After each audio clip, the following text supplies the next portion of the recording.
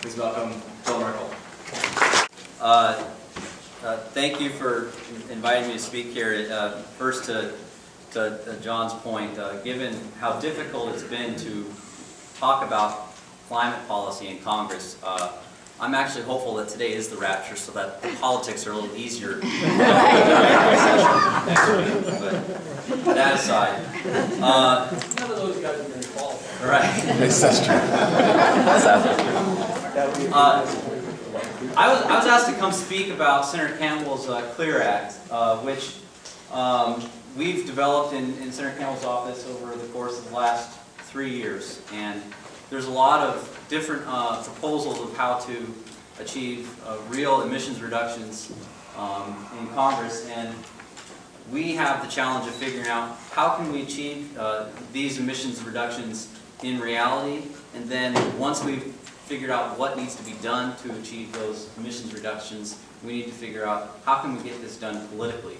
And there's been several points made, at least on this panel, about how politics are trumping science and technology, and whether there's political will to do certain things that we need to do as a society to achieve real reductions in emissions. So these are the issues that we've examined in Senator Cantwell's office, is trying to figure out what are the ways forward. And first, to clarify the goals, we believe that concrete emissions reductions is a huge priority. We believe that price certainty is important. We believe that taking consideration of transition costs, particularly for people of different economic status in the country, and how a carbon pricing policy would affect them, and also equity, and making sure that such a policy is equitable. So these are all factors that we've considered, and then finally we have to look at what is politically possible and also politically sustainable.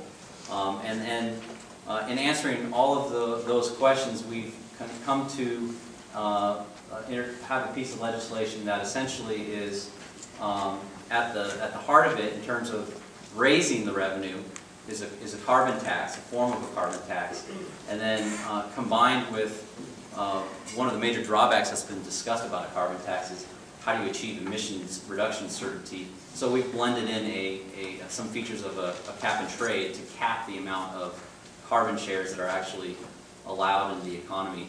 And then from there, which is going to be the center of what I'm going to talk about, is how do we spend that money, the revenue option, the carbon candy.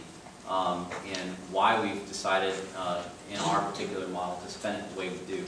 So to just give a brief overview of the CLEAR Act, we believe it's a market-based way to reduce carbon emissions, and for the market to decide the fastest way to get off of carbon. We cap it at the most upstream level, which provides a lot of administrative certainty. It's a lot easier to administer a program that is targeted at a much smaller group of entities than every single consumer out there. The revenue that's generated, and I'll get into this more, goes to a clean energy investment fund, but also goes straight back to consumers. And then finally, we have some policy safeguards that avoid corner cutting by certain industries. Like, for instance, we don't have allowances. Some key policy points as to the carbon reduction. We have a gradual greenhouse gas reduction that meets 2050 goals that have been agreed upon internationally, and this is where the hard cap fits in. And the hard cap is essentially there's a policy of how many tons of CO2 will be allowed to be introduced into the economy for a particular year, and each permit to introduce that ton of carbon into the economy has a price on it. There is no, because it's taxed evenly or priced evenly based on carbon intensity, there's no winners and losers in terms of what industries lose. It's the most, it's even across carbon. 1 ton of CO2 is equal to the next ton of CO2. And then finally, as I mentioned, dividend checks go to every American, and then Congress will then have a pot of money to dedicate towards R&D and other carbon mitigation programs. So, emission certainty. This is a key feature of a cap and trade program where you put a hard cap on the amount of emissions that you're allowed to have in the economy, and those are the emission targets that are included in the draft legislation. And then you combine that with the price certainty of a carbon tax, and we achieve that by 100% auction without any allowances, and there's price collars to account for the fact that the cap will put pressure on the price. And then, again, the dividends and the clean energy from which I'm going to get into. This is just a slide that articulates the upstream nature of our cap and taxing mechanism.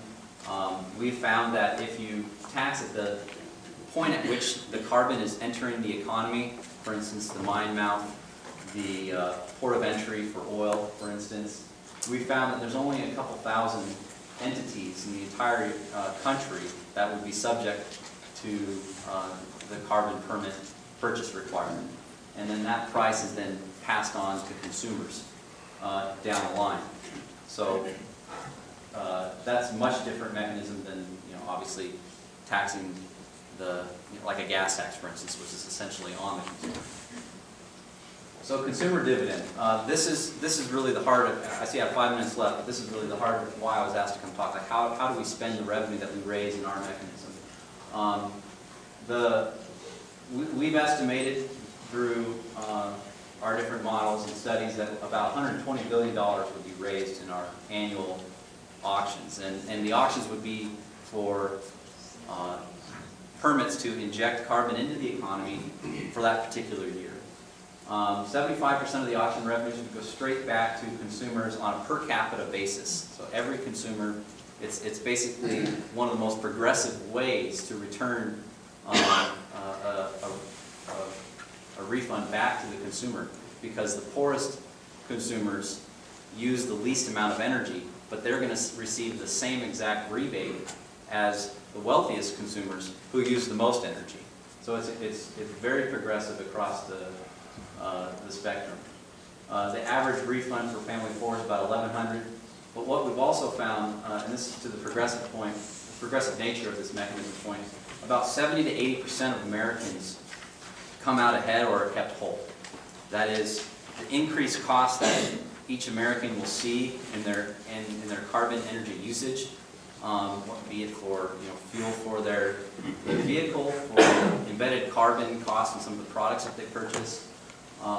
In some areas of the country, not the Northwest, which is blessed with so much hydropower, but that have also carbon-intensive electricity sector, 80% of those Americans will have will not see an increase in their energy cost each month or any time period really because of this refund.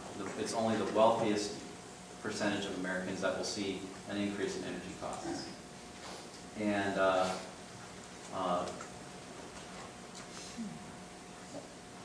next slide. So this is just a slide that kind of articulates what the net impact by income deciles is. And you can see that the top 70 to 80% of Americans come out ahead.